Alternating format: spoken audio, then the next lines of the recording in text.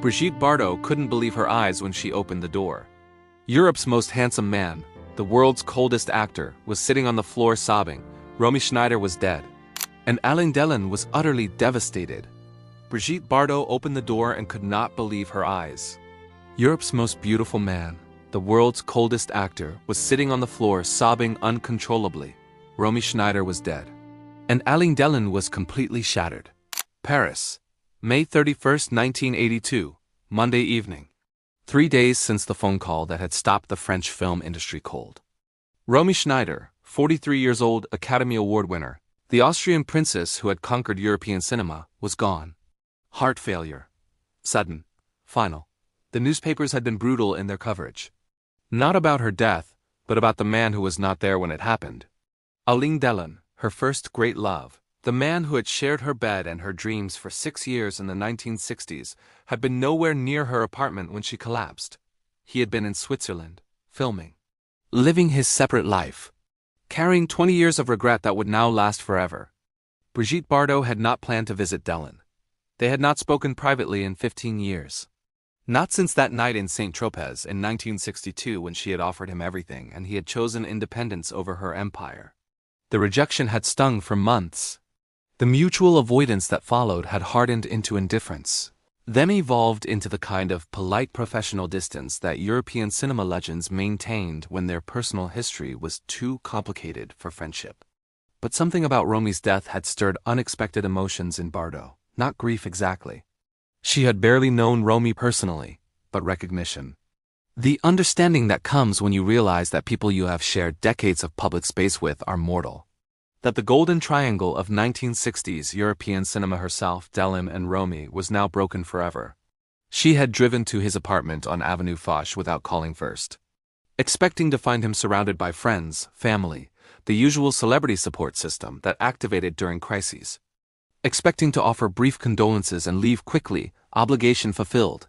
Instead, she found devastation. The door was unlocked. The apartment dark except for a single lamp in the living room. No voices, no music. No signs of the controlled chaos that usually followed celebrity tragedies. Just silence that felt heavy with unprocessed emotion. She called his name. No response. Walked through rooms that looked abandoned. Expensive furniture covered with newspapers still folded from days ago. Champagne glasses sitting empty on tables. The detritus of a life that had stopped functioning when the news arrived. She found him in the study, sitting on the Persian carpet beside his desk, back against the wall. Knees drawn up, head in his hands. The ice-blue eyes that had mesmerized audiences for 20 years were swollen red from crying. His perfect features were distorted by grief so raw it was painful to witness. This was not the Alain Delon that Europe knew. Not the controlled, elegant, untouchable star who moved through premieres like royalty. Not the man who had built a career on emotional distance and aristocratic beauty. This was something else entirely, something human. Something broken. He looked up when she entered the room. For a moment, neither of them spoke. 20 years of complicated history hung between them. All the ancient grievances and careful distances suddenly seemed ridiculous in the face of this much pain. Have you ever seen the strongest person you know completely shattered? It changes something fundamental about how you understand power and vulnerability. It makes you realize that everyone, eventually, gets broken by something they cannot control. Bardot knelt beside him without thinking. Her expensive dress pooled on the carpet. Her perfectly styled hair fell forward as she reached out tentatively, unsure if he would accept comfort from someone who had been a rival for so long. But Bardot didn't yet know what Delon's real pain was. The grief began 20 years earlier, but it crystallized at 11:47 p.m. on May 28, 1982. That was when Romy Schneider's heart stopped beating in her small apartment on Rue de la Tourelle. Alone, no family, no friends, no lovers. Just the silence of a woman who had carried too much pain for too long. But Alain Delon did not learn about her death until 14 hours later. He was in Switzerland, filming a scene for a forgettable thriller that would earn him money but add nothing to his legacy. The assistant director approached him between takes, phone in hand, face grave with the kind of expression that always preceded life-changing news. Alain, you need to take this call. The voice on the other end belonged to Laurent Petain, a mutual friend who had known both of them since the early 1960s. Someone who understood the complicated history, The unfinished emotional business, the 20 years of careful distance that had never quite erased what they had once meant to each other. Alain, I have terrible news. Romy is gone. 3 words that rewound 2 decades in an instant. 3 words that transported Delon from a film set in 1982 back to a young man in 1958 who had fallen desperately in love with an Austrian actress whose laugh could illuminate entire rooms. The official cause was heart failure. Sudden cardiac arrest. The kind of medical event that strikes without warning and leaves no opportunity for goodbyes. But everyone who knew Romy understood that her heart had been failing for years. Since her son David's death in 1981. Since the succession of failed relationships, career disappointments, and personal tragedies that had accumulated like stones in her chest. For Alain, sitting in that Swiss hotel room with the phone pressed to his ear, the cause of death was irrelevant. What mattered was the brutal mathematics of regret. 20 years of chances not taken. 20 years of conversations avoided. 20 years of pride that had prevented him from doing what he knew he should have done. Fight for her. Because here was the truth that Alain Delon had been carrying like poison in his blood since 1964. He had never stopped loving Romy Schneider. Not during their public breakup. Not during her marriages to other men. Not during his own attempts to replace her with women who possessed her beauty but not her soul. Not during the decades when they maintained polite distance at industry events, speaking in careful pleasantries that revealed nothing of the history that still burned between them. He had chosen his career over their relationship in 1964. Chosen independence over partnership. Chosen the freedom to build his legend alone rather than sharing it with the one person who truly understood what that legend cost. And for 18 years, he had told himself it was the right choice. The mature choice. The choice that allowed both of them to become who they were meant to become. But sitting in that hotel room, listening to Laurent explain the details of her death, Alain realized he had been lying to himself for 2 decades. The truth was simpler and more devastating. He had been afraid. Afraid of the intensity of what they had together. Afraid of needing someone that completely. Afraid that loving Romy Schneider the way she deserved to be loved would require him to become vulnerable in ways that his carefully constructed image could not survive. So he had walked away. Convinced himself it was nobility. Called it artistic integrity. Framed it as mutual respect for their individual ambitions. But it was cowardice. Beautiful, sophisticated, devastating cowardice that had cost them both everything that mattered. The attempts at reconciliation had come in waves over the years. Always tentative. Always ultimately abandoned when one of them lost courage or got distracted by other relationships, other projects, other excuses to avoid the conversation that might have healed what was broken between them. In 1970, she had called him after her divorce from Harry Mayen. They had talked for 3 hours about everything except what they both wanted to discuss. She had suggested meeting for dinner. He had agreed, then cancelled at the last moment. Too risky, too complicated. Too much potential for reopening wounds that had finally begun to scar over. In 1976, he had written her a letter after her son David was born. Congratulations mixed with carefully coded questions about her happiness. She had responded with a photograph of the baby and a note that thanked him for his kindness. Nothing more, nothing less. Both of them hiding behind politeness when what they really wanted was to ask, "Do you ever wonder what our children would have looked like?" Stories like this make you realize how many chances we get to choose love over fear and how often we choose wrong. If this resonates with your own experiences of roads not taken, these episodes are worth sharing with others who understand the weight of what-if scenarios. The public Alain Delon was untouchable, controlled, the epitome of masculine elegance who moved through the world as if emotion were beneath him. But the private Alain Delon had spent 20 years replaying every conversation with Romy, analyzing every decision, wondering what would have happened if he had been brave enough to choose differently, and now she was dead. The possibility of choosing differently was gone forever. The conversation they should have had would never happen. The apology he should have offered could never be received. The love that had defined both their lives would remain forever unresolved. Bardot watched him from across the room, recognizing something in his grief that went deeper than mourning. This was not just sadness about death. This was the specific agony of permanent regret. The torture of knowing that you had everything you needed to be happy and chose otherwise. She had experienced it herself. Different men, Different choices, same fundamental mistake of prioritizing image over authenticity, career over connection, independence over love. But what she was witnessing in Elaine's breakdown went beyond her own experiences. This was a man confronting the possibility that he had wasted the only real love of his life for reasons that now seemed meaningless. Brigitte Bardot had seen broken men before. Directors who crumbled under pressure. Actors whose careers ended with single bad decisions.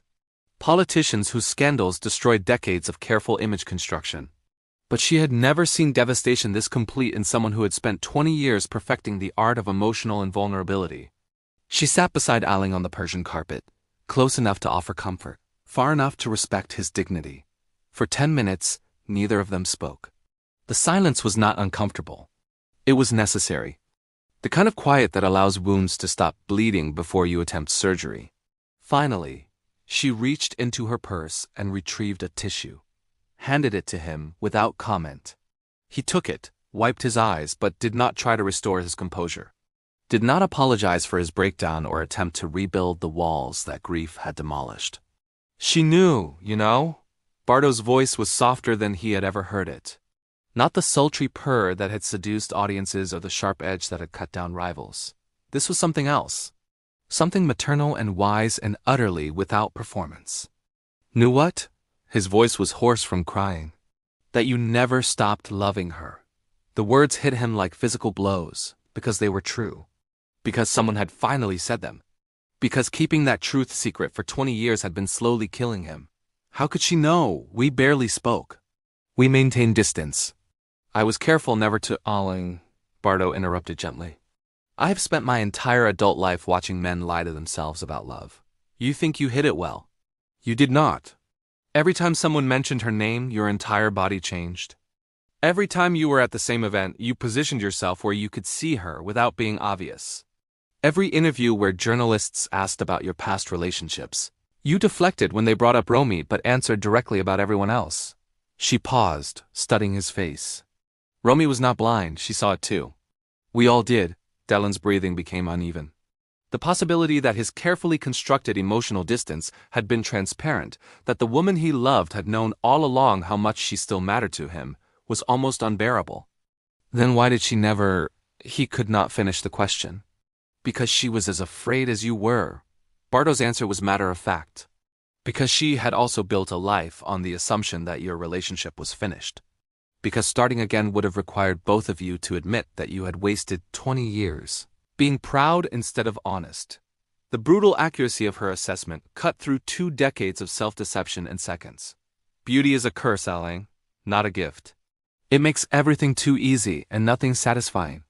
People love the image, never the person behind it. You and I both know this.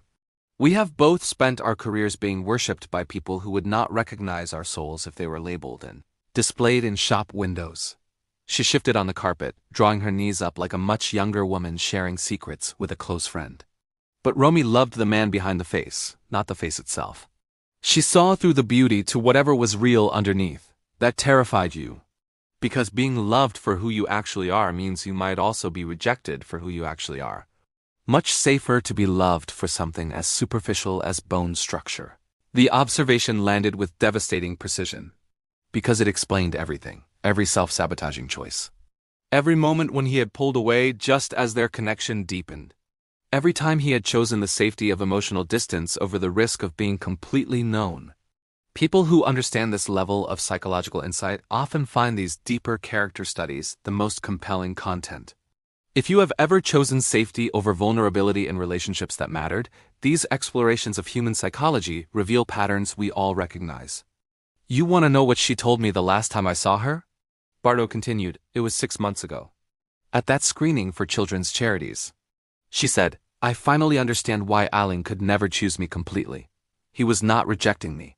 He was protecting himself from needing me too much. Tears began falling again, but they were different now. Not the desperate sobs of earlier, but the steady release of pressure that had been building for 20 years. She forgave you, Alain. Years ago. She understood that your fear came from how much you loved her, not how little. The question is not whether she forgave you. The question is whether you can forgive yourself for being human instead of perfect. Bardot reached over and took his hand. Her fingers were warm, steady, completely without judgment.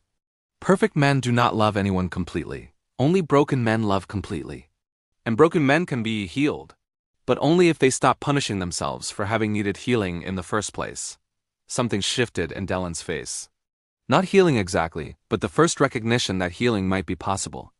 That the prison of regret he had constructed around himself had doors that could be opened if he chose to stop being his own jailer. This is where Delon's life changed forever. For the first time since 1964, he stopped pretending that leaving Romy had been the right choice. The admission was terrifying and liberating in equal measure. Because accepting that he had made the wrong decision meant accepting that he had wasted 20 years of potential happiness. But it also meant accepting that he was capable of feeling something deeper than the controlled sophistication that had defined his public persona. "I need to go to her apartment," he said suddenly. "I need to see where she was living, how she was living. I need to understand what her life became after I walked away from it." Bardot studied his face carefully. "Are you certain?" "Sometimes the reality is harder than the imagination." "Nothing could be harder than what I am already imagining." They drove through Paris at midnight in Bardot's Mercedes. The city was quiet, elegant, indifferent to their private drama. Streetlights cast golden pools on empty sidewalks. The Seine reflected stars that seemed impossibly distant from the grief-heavy atmosphere inside the car. Romy's apartment on Rue de la Tourelle was smaller than Delon had expected. Modest. The building was respectable but not luxurious. Nothing like the grand spaces they had shared during their years together, when their combined success had afforded them the kind of lifestyle that European magazines celebrated. The concierge recognized Delon immediately but said nothing about the circumstances. Death and celebrity were both part of Parisian life. She simply handed them the key and retreated to her own private discretion. The apartment was exactly what Delon had feared and hoped to find. Evidence of a life lived alone, but not lonely. Books everywhere in 3 languages. Photographs of her son David at every age. Scripts marked with careful notes. Fresh flowers on the windowsill that someone would now have to throw away. But what broke something open in his chest were the objects from their shared past. A vase he had bought her in Venice in 1960, a first edition of Baudelaire's poetry that had been his gift for her 23rd birthday. A photograph from the Cannes Film Festival in 1961, when they were still young enough to believe that beauty and talent were enough to guarantee happiness. She had kept these things. Through 2 marriages, multiple moves, the careful process of building a life without him. She had kept pieces of what they had been together. She never forgot either, Bardot observed quietly, watching him discover these artifacts of their lost future. The realization was devastating and healing simultaneously, because it meant that his regret had been shared. That the love he had been carrying like a secret wound for 20 years had been mutual. That he was not alone in understanding what they had lost when he chose fear over courage. Experiences like these make you reconsider every relationship you have walked away from too easily. If you have ever wondered about the ones who got away, these stories remind us that some connections transcend time and circumstance. They stayed in the apartment for 2 hours. Delon moved through the room slowly, absorbing details that revealed who Romy had become during their years apart. The books showed her intellectual growth. The scripts revealed her commitment to serious roles, even as Hollywood dismissed European actresses as exotic decorations. The photographs of David showed a woman who had found purpose in motherhood, even after losing the love she had wanted most. By the time they left, something had shifted in Delon's understanding of both the past and the future. The immediate change was visible to everyone who knew him. His assistant noticed it first. Instead of the controlled politeness that had characterized his professional interactions for decades, Delon began expressing genuine emotions, gratitude to his driver, concern for his housekeeper's sick mother, interest in his agent's family life. Directors working with him noticed it too. Where once he had been technically perfect but emotionally distant, he began bringing vulnerability to his performances. Depth that came from accepting his own capacity for pain rather than hiding from it. "He is different since Romy died," Claude Lelouch told a journalist months later. "Still beautiful, still talented. But now he is also human. You can see it in his eyes." Some barrier has been removed. The change extended to his personal relationships as well. His children, who had been kept at respectful distance by his need to maintain patriarchal authority, found themselves recipients of unexpected affection. Phone calls that lasted hours instead of minutes. visits that focused on their lives rather than his career obligations. My father became a different person after Romy's death, his son Anthony would later reflect. Not better or worse. Just more real. Like he had finally stopped performing the role of Alain Delon and started being whoever he actually was underneath. But the most significant transformation was internal. For the first time in 20 years, Delon stopped punishing himself for needing people, stopped apologizing for feeling deeply, stopped treating emotional vulnerability as weakness that had to be hidden. Nobody knew that this change was bringing an even bigger surprise. In the months following Romy's death, they spoke regularly. Not about romance or rekindling old attractions, but about the peculiar burden of being beautiful in a world that worshipped surfaces while ignoring souls. About the loneliness of being loved by millions who knew nothing real about you. About the courage required to choose authenticity over image when your entire career was built on maintaining illusions. We had both spent decades being perfect, Bardot would later explain. Perfect faces, perfect bodies, perfect performances. But perfect people cannot help each other heal. Only broken people can do that. Their conversations became a form of mutual therapy. Bardot helped Delon understand that vulnerability was not weakness but strength. That admitting his mistakes with Romy was not shameful but necessary.